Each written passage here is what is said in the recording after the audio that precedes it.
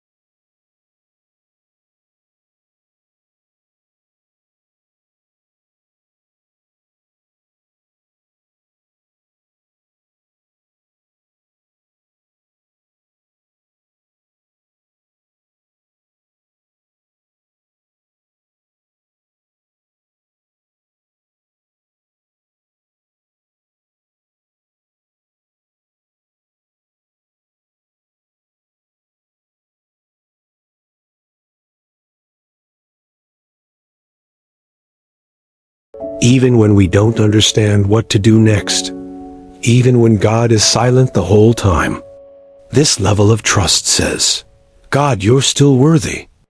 God, you're still in control. God, you're still good. Let's look at a few more scriptures. Psalm 4, verse 5. Offer the sacrifices of righteousness and put your trust in the Lord. This verse encourages worshipers to live rightly, sacrifices of righteousness, and to actively place their trust in God. It's not just about rituals, it's about aligning our hearts and life with God's will. Righteous living and trusting God go hand in hand. Even when things don't make sense, choose to do what's right and trust that God sees your obedience.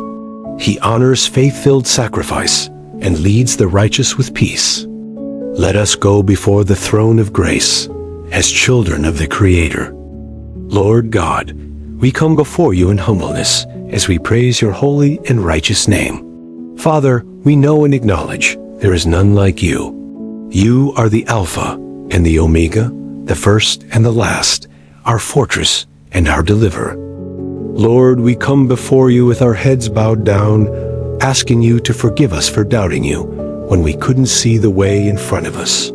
Forgive us for murmuring in the wilderness of our situations. Please, Lord, cleanse our hearts from fear and renew a right spirit in us, your Holy Spirit.